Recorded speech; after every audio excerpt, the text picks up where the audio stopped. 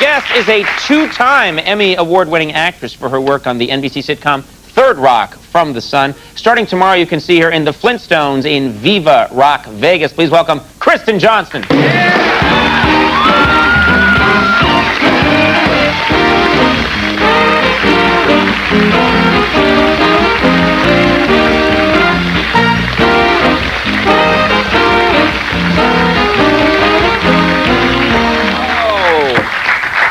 I'm good. How are you? Yeah, I'm great. I'm doing fantastic. Good. You look great. Thank you. And me? You know, this is the first talk show I was ever on. That's right. You did our show before all the literally big fame. A month after Third Rock debuted, so it's kind of coming full circle. That's right. It's very exciting. I'm post-pubescent now. That's the important thing. A lot of changes you can now. actually grow a little bit of a beard now? No. We'll talk about that later. Okay. Now, we was, of course, just talking to Mr. Costas, a little bit of are you a sports fan? Well, you know, I kind of am. I mean, I don't know any figures or players or anything, although you do it very well. I have to say, you're funny. Thank you. No, the reason I like to watch... He makes a lot of great jokes. He does. He, makes it fun and funny for the dumb, you know, girly girls, which is what I am regarding sports. Uh-huh. You're a girly girl. What do you mean? You just... well, I just don't get it, kinda. Yeah. I mean, what I like is to watch men watching football. That's very exciting to me. Right. Because and what excites you about that? Well, it's very much like when a woman sees a 50% off shoe sale. Right. It's just they get giddy and they giggle like little girls. What men are you watch sports?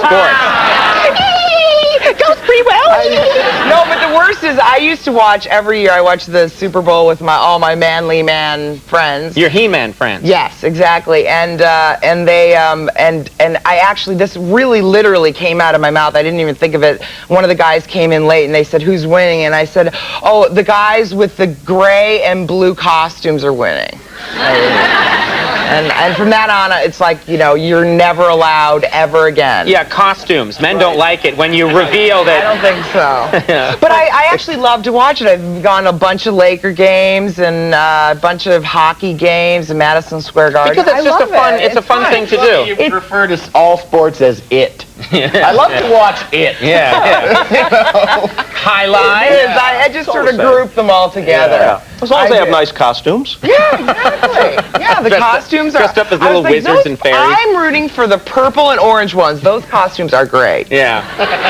Now, that's how I judge everything. Let's talk about you. Let's turn the focus to you. Yes, back to me, Back please. to you and away from your He-Man friends. You are, I'm not getting too personal here, you're not married. No. Do you have friends that try and set you up? And how does that work out? Yes, well, only once. Oh, only once? Yeah, no, I had an experience about 7 or 8 years ago, and I'll never ever have a blind date experience again. So you didn't see the guy first? You just... No. What happened was I had sworn off actors, which lasted about 8 months, because, you know, there's no one else, really, that I meet. You just meet actors, and what didn't you like about actors? Just kind of like... Well, I was over it, you know. Oh, my, you know, just the whining and the endless, you know, am I going to get this part? And then there's the competition, and you're making 20 cents more a week than I am. No, I've thrown all that away, and now I only date actors. You have to understand. I love the whining. Now you love a whiny guy. Yeah. Right. It's better than nothing. That's just a pity laugh, Mandy. That's such a sad. I know. Look, now we've gone off on a tangent of tragedy. No, basically, I don't know, a long time ago, I'd sworn off actors, and this friend of mine that I was doing a play with said, well, you know, are you dating anybody? And I said no, and she said, oh, I have the perfect guy. That's always now, right deadly. then, that's bad. Yeah, just say no. No, thank you. Yeah. She said, oh, he's fantastic, and he's a therapist, which at that point I was too young to know any better. You know, I thought that might be a good thing. You know? Therapists are bad? I never went out with a therapist. Was he a psychotherapist? Was he a massage therapist? Well, he was psycho. He was psycho. I think massage therapist would be good. I would like that. You would? Yeah, I would dig that. I think, but a woman, I don't know. Yeah, I would want a woman. Thank you. Walk around in Birkenstocks. I didn't think I had to make that clear. Oh, for God's sake. All right, anyway, so. Yes, I want a woman. Go ahead. So anyway, so this... You're teasing me now. No, I'm not. I'm just acting like... I'm so excited to see you, and now you're being crabby. No, I'm... It's because I don't get sports, that's why. Yeah, and I'm such a he-man jock that I had to make you pay. Yeah. So anyway, she sets me up with this. I say to her, please, if you're going to set me up with anybody, when you have a dinner party, then, call me up, I'll come over, it'll all be very casual. The next day she calls me, she says, I gave him your number. So we talk on the phone, and I know already after talking to him on the phone, he's well, hello, I'm looking very forward to meeting you. So I know already it's just not going to work out. There's not that connection, Yeah, just not my kind. No. A psychotherapist, probably. Right. And so he said, well, every Wednesday, I like to walk across the Brooklyn Bridge and have a little lunch in the West Village. Would you like to join me? I figure, all right, that sounds good. So I go to this little place in the West Village, and I'm sitting there, and I'm waiting, and a bunch of guys come in, and I'm sort of, looking up. And anyway, so then I... Did really handsome guys keep coming in, but they weren't him? That happens in sitcoms a lot. No, but it's really... Why, hello! Oh, you must be there. Not at all. It was true. Gleam, gleam, gleam. Anyway, finally, this little sprite comes sort of bouncing in, and I was told that he was very, very tall. So You're a very tall woman. You want a tall guy. That's not a prerequisite, but, it is. I was told this. Right. So he was very, very sprightly and wearing He lives in a dewdrop. Deep in the forest with the other sprites, yeah. So he was wearing a members-only acid-washed sweatsuit. And if anybody remembers that, they'll know what I'm talking about. It was horrifying. I'm so glad now you didn't see me at rehearsal. Wouldn't have gone well. And then, basically a Julie Christie, Dr. Zhivago kind of fur hat. Right. Blue blockers. You remember those? Right. Okay. And as he came closer to the table, he had this huge feral grin and said, do you smile at everybody like that or just your blind date?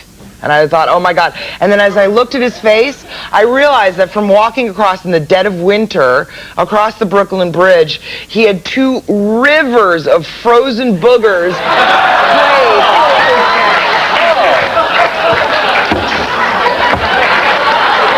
sprayed. And so he was like, pardon me, clink, clink. I'll get rid of these for later. The best was he brought me a Xerox copy of an article about himself that he wrote himself from his hometown newspaper. As if to say... And he carries that around. Oh, yeah. Right. I like that you needed something after the frozen boogers to sort of end the whole deal. Here's the great thing is that or the next day, I let him know, we're on different journeys or whatever. The next day. I don't know, when I called him. No, good, and you called him. I was going to say, I hope he didn't roll over. Oh, no, believe me. This didn't work out, Booger Man. But why?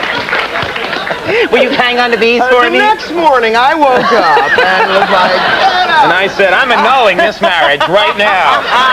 No, and anyway, so I said, we're on different paths, et cetera, et cetera. Right. And he said, I really think you have a big problem with men. So I had a free therapy lesson from the psycho. It was your fault. He considered himself a representation of all men. Of all men. Exactly. Yeah. And if you have a problem with him, he was. Yeah. You have a problem with gender. I'm willing to let him represent me. The Flintstones in Viva Rock Vegas opens tomorrow. Yes, it does. And Third Rock, of course, on Tuesdays at 8 o'clock on NBC. Kristen, thanks so much for coming back. Oh, you're so welcome. That was hilarious. Thanks for doing it. No, it was great. Kristen Johnston, everybody. We're going to take a break. When we come back, Boyd Mattson's going to show some really good stuff.